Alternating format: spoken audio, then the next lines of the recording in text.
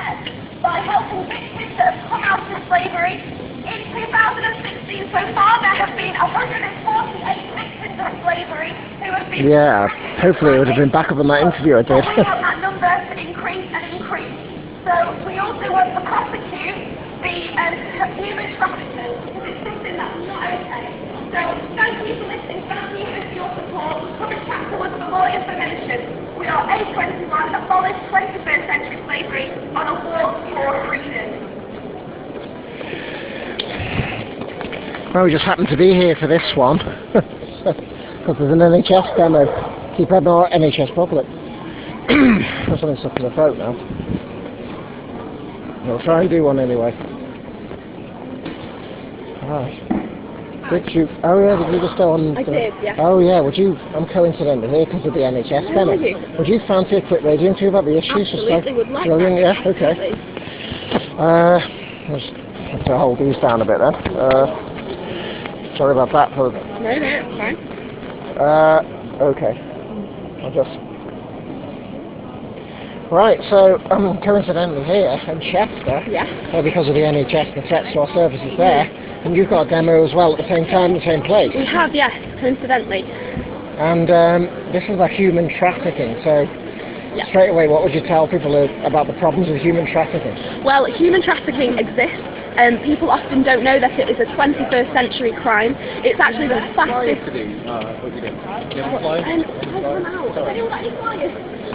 Sorry, thank you, sir. Sorry about that. So it's the fastest growing crime in the world, and there are more slaves today than ever before. The average age is 12 years old, and there's every 30 seconds someone is taken into slavery. It happens in the UK. There's like 13,000 slaves in the UK, which is mad considering in 1800 it was abolished officially. It's happening today. So this is mainly, what geographically, where is the most typically affected areas of people, who come into the UK? So, quite, if you go online to the A21 website, it'll give you specific statistics. But we get a lot from like African countries and like Bulgaria and over that way. So it's like sex trafficking, and it's also like sweatshops where children work and things like that. So how do they get away with it? How did someone get trafficked? I know, it's mad. It's crazy to think how it actually happened. We're not entirely sure, but it can be like people being kidnapped.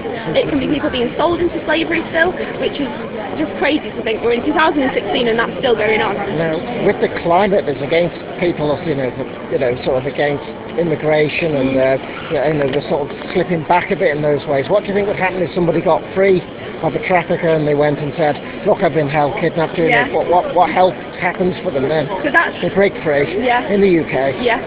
So that's where A21, this charity that we're supporting today, they set up what's called crisis centres. So they're setting them up in countries where slavery exists, which is a lot of countries, and they want to set more and more up. So they are centres where people can go when they do get free, when victims get free. Currently there's only 1 to 2% of victims that are rescued, and we want to increase that. We want to stop human traffickers. That's what we want to do. So it's like prevent, protect, and prosecute. So we want to prosecute human traffickers, prevent it by educating, and protect those victims that come out of slavery. It's really interesting to know how they do it, how they get people smuggled in, and how they get away with it. Often people are kind of tricked by a life of have a great job, and then they'll come over and they're put into prostitution and sex trafficking and then they can't really get free because they've got nowhere else, nothing, no resources. So what resources do you think are available in the UK now for someone who gets free of them and then just presents themselves to the authorities, like, I've been kidnapped, I've been trafficked here? What do they do? I'm not entirely sure. I couldn't answer that question, I'm afraid.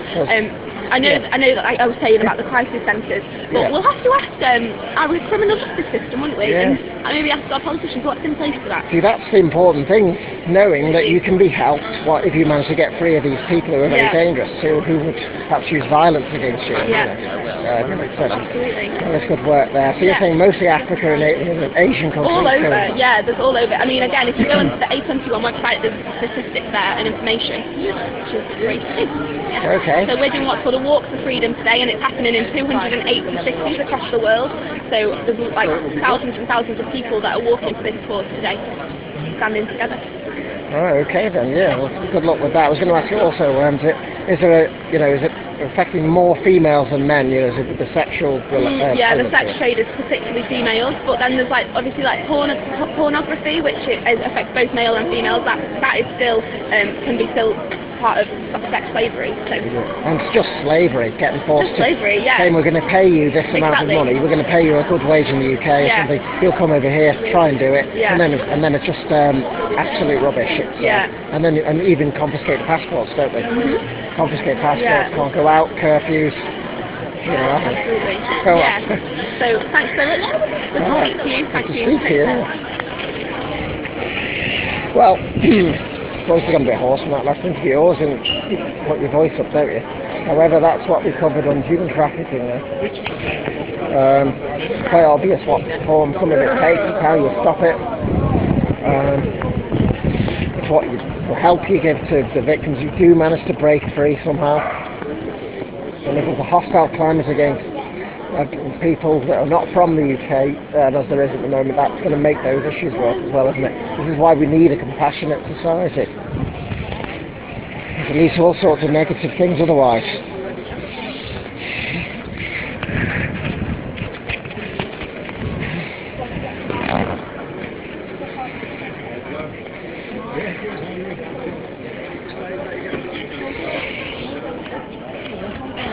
So there was a bit sort of hoarser on that interview there, but maybe wrapping up a little bit now, so...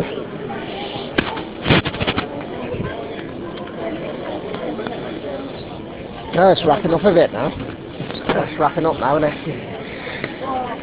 You come up with a pint after? Yeah, okay, yeah. Don't have a pint, Yes? Yeah, sure. We did an interview with Justin as well, so... Yeah, so we can get the audio of that. I think that's audio only. What your privilege there, because Matt Pattinson's tried before and it's Really? Yeah. The only backup of it is this one file, so we'll have to get that backed up. And then my voice has gone a bit hoarse because I was speaking when I tried to speak to the human trafficking. I tell you what, you know, I was shocked at what you said on that.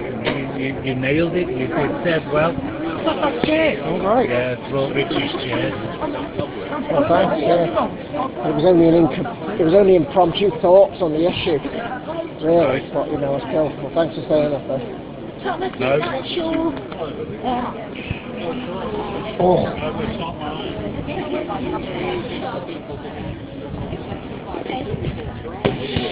Well, I think it's wrapping up now, so as you can see, we're lucky to get an interview with Justin, the local MP. Margaret Greenwood was there. I was too late, I always am. I'm very disorganised. I have to back up all my files before I go. I'm not a morning person, which is something that Tories and Daily Mail wouldn't like. But she's putting a bill together, the NHS reinstatement bill.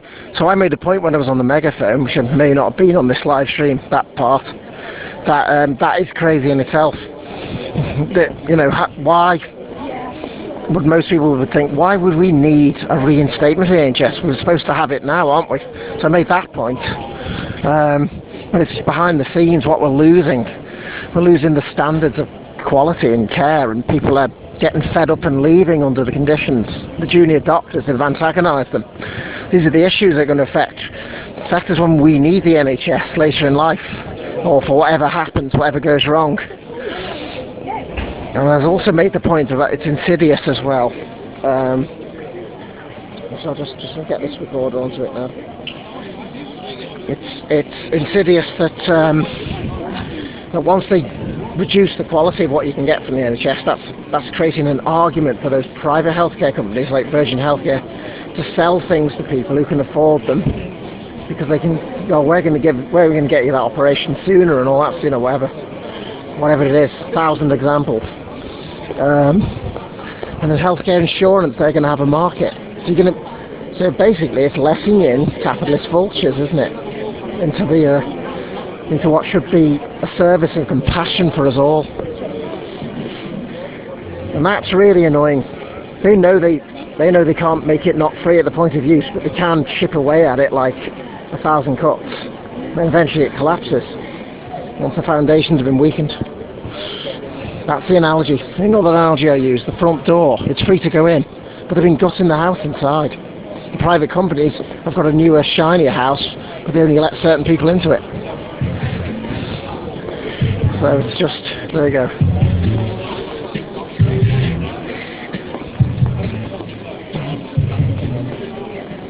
Thanks for watching, and no doubt this, we'll be at something else soon, so watch there.